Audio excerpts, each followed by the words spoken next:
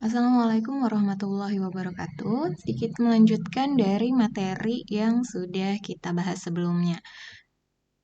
Sebelumnya kita sudah membahas tentang hukum Kirchhoff terkait dengan lintasan arus. Nah, sekarang kita akan membahas hukum Kirchhoff terkait dengan lintasan tegangan atau Kirchhoff Voltage Law, hukum tegangan pada Kirchhoff. Sebelumnya kepada seluruh mahasiswa silahkan mengisi absensi yang telah saya sediakan di e-learning. Nah, pada hukum Kirchhoff 2, pada hukum tegangan ini, definisi dari hukum Kirchhoff 2 pada lintasan tegangan, di mana jumlah tegangan pada suatu lintasan tertutup sama dengan 0. Jadi kalau misalnya ada sebuah lintasan atau rangkaian yang tertutup itu seperti apa? Maksudnya kembali ke titik awal, maka nilainya sama dengan 0.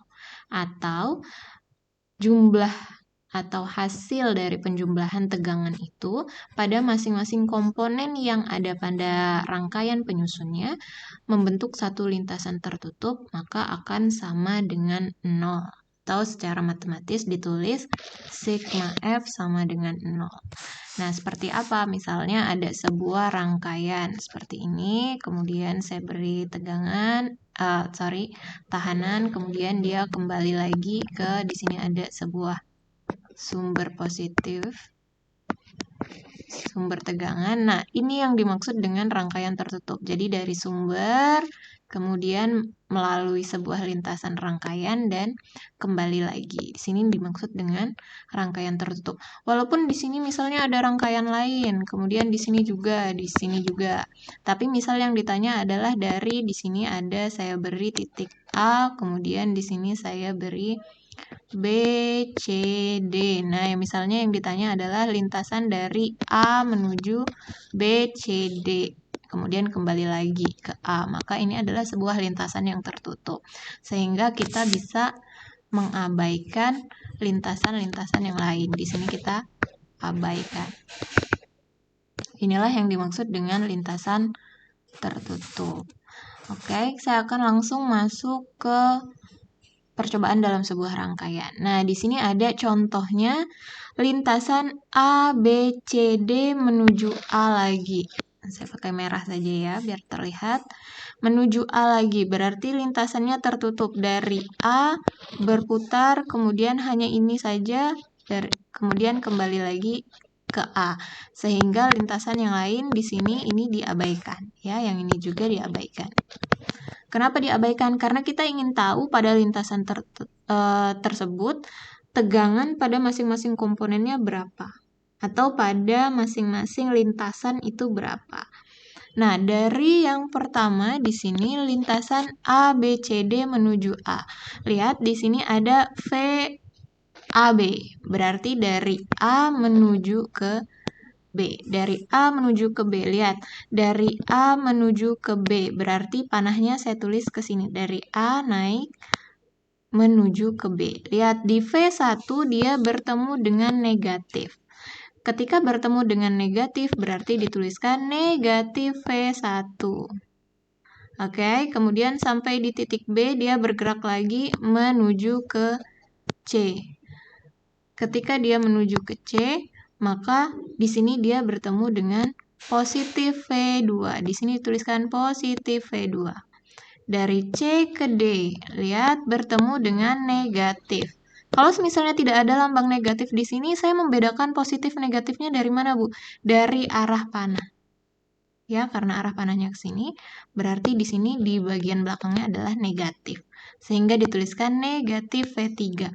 Kemudian yang perlu diperhatikan dari D menuju A, di sini tidak ada apapun. Karena tidak ada apapun, berarti tidak ada tegangan di situ. Karena tidak ada tegangan, maka VDA dituliskan dengan 0. Sehingga, kalau pada satu lintasan tertutup tadi secara matematis sigma atau jumlah tegangannya adalah sama dengan 0, maka di sini dituliskan V2 dikurangi V1 dikurangi V3 sama dengan 0. Kita tidak tahu angkanya, tapi secara matematis kalau dimasukkan nilai atau dimasukkan angka, maka hasilnya akan sama dengan 0. Saya tuliskan V2 terlebih dahulu karena V2 di sini positif. Sehingga nanti tidak akan ada kekeliruan. Kalau misalnya dituliskan negatif duluan di depan, khawatirnya nanti kalian bisa salah hitung. Sehingga yang negatif semuanya ditaruh di belakang. Oke, itu untuk lintasan A menuju A. Nah, sekarang ada yang ditanyakan adalah lintasan dari D menuju A. Dari D menuju A. Oh, bukan menuju A, tapi dia berbalik ya. Misalnya tadi yang ini lintasan A menuju A lewat B, berarti dia searah dengan jarum jam. Nah, berputarnya seperti ini. Searah dengan jarum jam. Ini searah jarum jam. Nah, yang satunya, misal saya tanyakan, lintasan A menuju D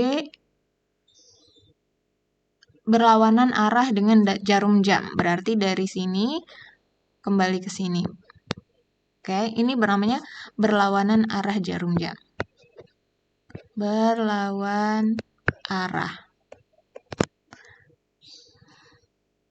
Nah, pada lintasan yang berlawanan arah dengan jarum jam, yang pertama dilihat adalah ketika dari A dia pasti akan bergerak menuju ke D. Nah, dari A ke D di sini tidak ada komponen apapun, maka di sini dituliskan sama dengan 0. Dari D menuju C. Dari D menuju C bertemu dengan positif, berarti dituliskan positif V3. Dari C menuju B, karena lintasannya berlawanan arah dengan jam, berarti lintasannya dari C ke B bertemu dengan negatif. Di sini negatif V2. Kenapa V2? Karena di sini di komponen yang ini dituliskan sebagai simbolnya V2. Kemudian dari B ke A, kembali ke A, dia bertemu dengan positif V1. Nah, dari sini kemudian kita rapihkan. Mana yang positif, mana yang negatif kita taruh depan, dan yang 0 kita taruh belakang. Sehingga didapatkan V3 dikurangi V2 ditambah V1 sama dengan 0. Atau kalian boleh tulisnya V3 ditambah V1 dikurangi V2 sama dengan 0. Sama saja.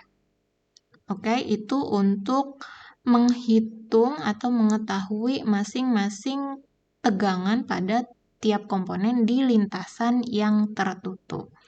Nah, sekarang saya punya contoh lagi pada lintasan yang terbuka. Jadi kalau pada lintasan yang tertutup dia sama dengan 0, pada lintasan yang terbuka tegangannya tidak sama dengan 0. Oke, karena tidak sama dengan 0, nah yang ditanya tentukan tegangan pada VAB, pada lintasan dari titik A menuju titik B. Saya tarik ke sini ya, dari A menuju B, ini ada beberapa titik. Di sini A dan B, di sini ada titik percabangan, di sini ada titik percabangan, ada titik percabangan. Supaya kita tidak keliru, maka saya akan berikan nama untuk masing-masing titik percabangan. Di sini misal saya tulis C, di sini saya tulis D, ini E, kemudian di ujung sini saya beri tanda F. Sebenarnya V dari A menuju B, atau V-nya nanti aja, tapi dari A menuju B, itu adalah sebuah rangkaian dari sebuah lintasan, ya kan? Dari A menuju B itu sebenarnya adalah dari A menuju ke C, menuju ke D, menuju ke E, kemudian menuju ke B. Ya, sehingga pada masing-masing lintasan kita harus tahu arah arus dan nilai dari masing-masing tegangannya. Karena di sini, lihat, di sini kita tidak tahu tegangannya. Pada di titik yang saya lingkari, komponen yang saya lingkari, kita hanya tahu di situ ada hambatan. Hambatannya sebesar 4 ohm. Tapi kita tidak tahu berapa nilai arusnya, berapa nilai tegangannya. Sehingga kita harus cari tahu kemana arah arus yang dimiliki oleh rangkaian ini. Nah, di sini kita buat dulu seperti ini. Misal pada titik A menuju C. Dari titik A menuju C, di sini ada diketahui. Kita tulis dulu A menuju C. Atau saya beri tanda langsung V dari A menuju C. Sini saya tulis begini aja. VAC ya. A menuju C, tegangannya adalah 8 volt. Oke. Kemudian hambatannya 2 ohm dan arusnya adalah, nih yang harus diketahui adalah arus dari A ke C adalah 8V dibagi 2 atau 4 ampere positif. Kenapa positif? Karena kita anggap dari A menuju, saya tandai biru, dari A menuju. Nah, berarti di sini dia bertemu positif, sehingga jadi 4A positif. Oke. Kemudian pada titik C, lihat di sini dia masuk ke titik C. Masuk ke titik C ini 4A. Tapi di titik C ada yang pergi sebesar 3A. Maka pada titik C menuju D. Ya, paham ya?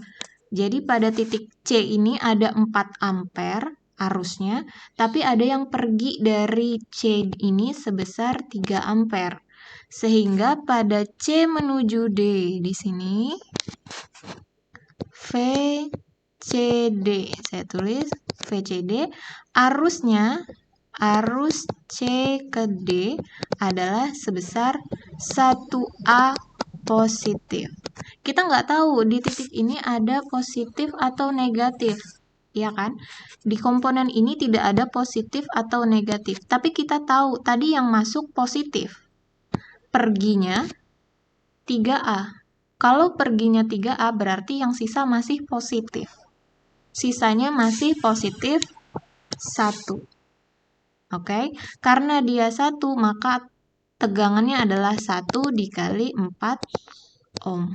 Sehingga tegangan pada CD adalah sebesar 4 volt positif. Kenapa positif? Karena semua nilainya positif. Ini miliknya arusnya positif, miliknya hambatannya juga positif di sini. Oke ya. Nah, kemudian pada titik D. Pada titik D. Pada titik D ada yang masuk. Ada I masuk sebesar 4A ditambah 2A ditambah. Di sini kan tadi ada arus masuk ya. Di sini tadi C ke D ada arus masuk sebesar 1. Ini milik yang ini. Sebesar 1. Nah, di sini ada arus nih, panahnya ke bawah menuju ke D, berarti dia masuk. Di sini juga ada 2A menuju ke D, berarti dia masuk. Karena masuk berarti dia positif. 4A ditambah 2A ditambah ICD. Ini. Karena kan masuk tadi ini, ya. Masuk, maka ICD-nya adalah 1A. Sehingga arus pada D yang nantinya akan menuju ke E adalah sebesar 7A positif. Kenapa positif? Karena semuanya masuk ke dia. Ketika semuanya masuk ke dia, dan dia tidak punya percabangan kemana-mana, ke sini nggak ada, ke bawah juga nggak ada, cuma satu jalur, maka semuanya akan jadi positif. Karena masuknya positif, keluarnya juga pasti positif. Ya, 7A positif arusnya. Kemudian dari D ke E. Nah, di sini dari D ke E kita punya hambatan sebesar 8 ohm. Maka pada VDE adalah arusnya sebesar 7A positif dikali dengan 8 ohm. Hasilnya adalah 56 volt. Ini VDE. Nah, perhatikan di sini dari titik E ada 2 percabangan. Yang pertama, panahnya ke bawah yang ada di sini tidak diketahui nilainya berapa. Yang kedua, di sini. Dari E menuju F ada 8A. Padahal tadi dari D menuju E ini cuma ada 7A. Tapi perginya 8A menuju F dan menuju B ini tidak diketahui. Tidak diketahui, kita nggak tahu berapa. Tapi yang ditanya adalah lintasan dari E menuju B, karena kita mau tahu A menuju B. Berarti yang kita harus tahu adalah yang ini, lintasan E menuju B. Karena yang kita mau tahu adalah yang menuju B, berarti pada titik E itu masuk sebesar 7A positif, dikurangi, karena dia pergi, dikurangi 8A. Ya kan? Karena perginya menuju F. Dikurangi 8A berarti ada minus 1 ampere, kurang 1 ampere. Nah, kurang 1 ampere inilah yang kita anggap sebagai nilai arus pada titik I yang tidak diketahui, pada arah panah I yang tidak diketahui. Jadi pada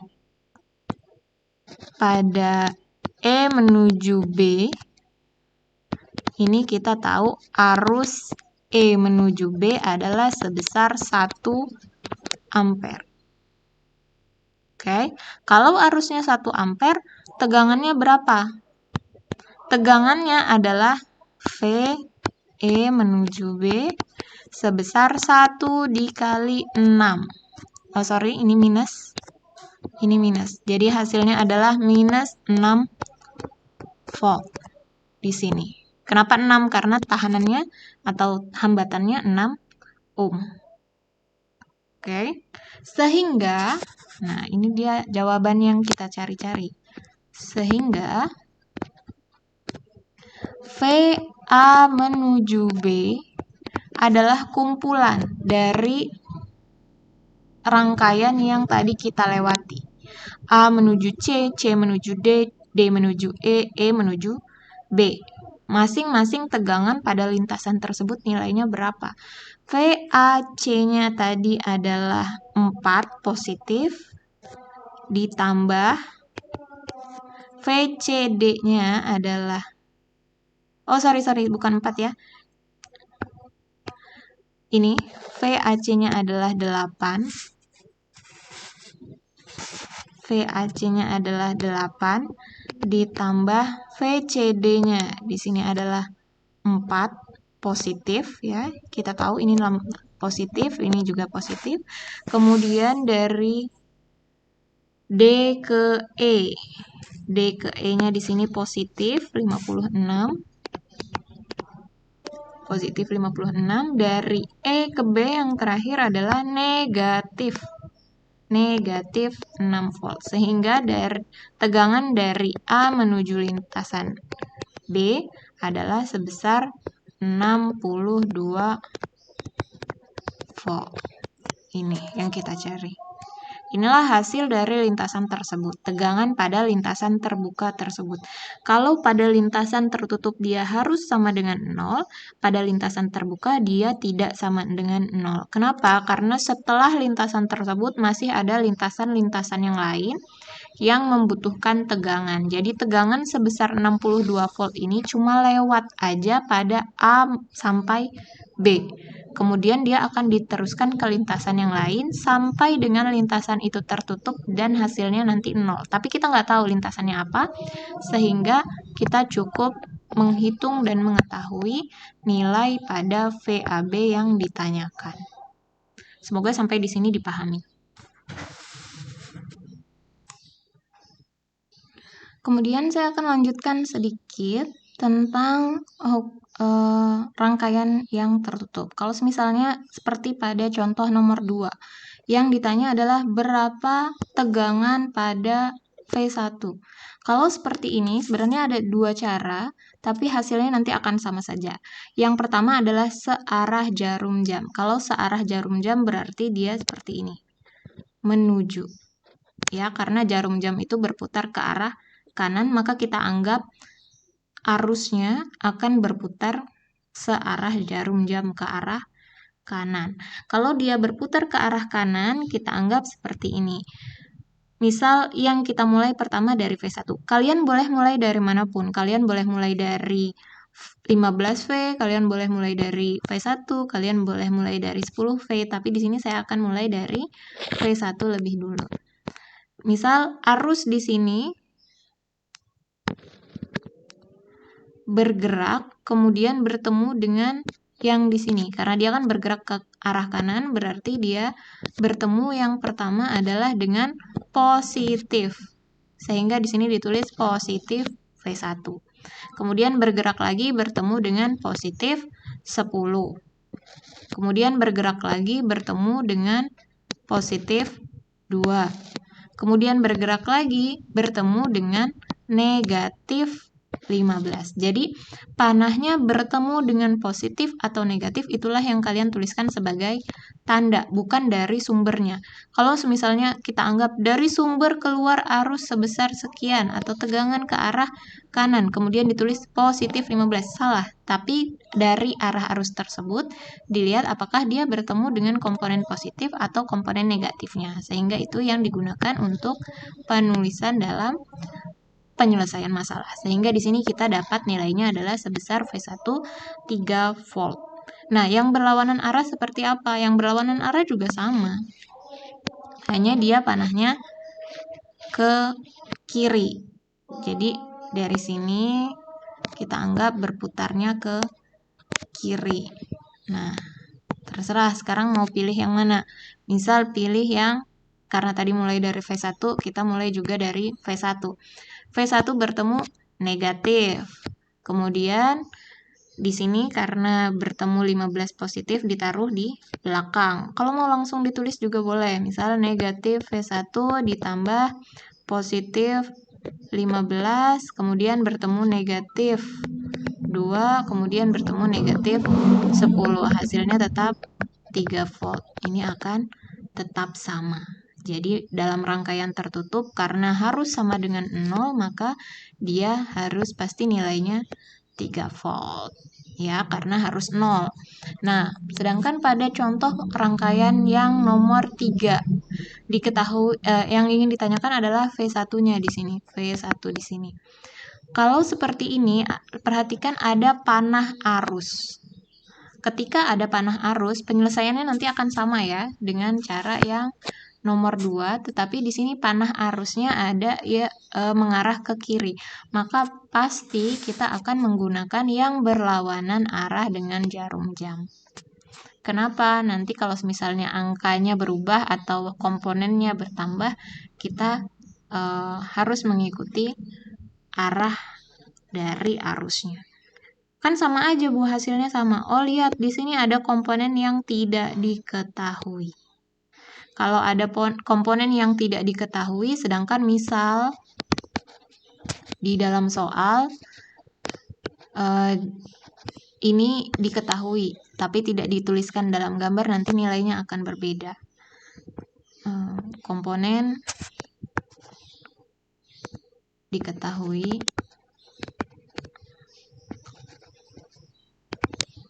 arahnya. Nah, kalau komponen ini diketahui arahnya dalam soal, maka ini akan sangat berpengaruh.